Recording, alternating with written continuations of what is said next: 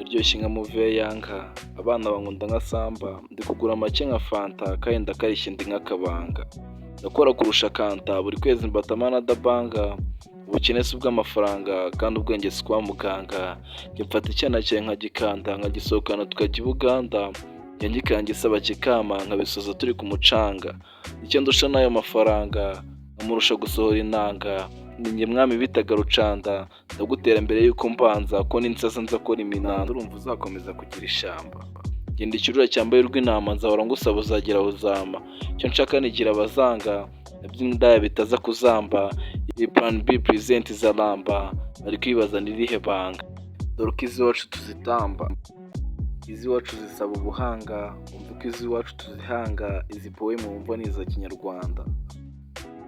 ndakuze nkeneye rezamfa, nibuka ko bansaba ya pampa, mu mufuka nkeneye umusada, izi yasongetse undi umusangwa, high school nayize mu ndanga, ndarukarasa nshoje muhanga, sinakwikoza isuka irahanda, ikiyede cy'ukwezi cyo kiragahamba, njye nishakira kurya ifaranga, uzumbwira ibyo byo kurishaka, rurema binatanga ashaka, ndi mu nyanja yuzuye amashaka, nunga umuvinyi ugashira icyaka,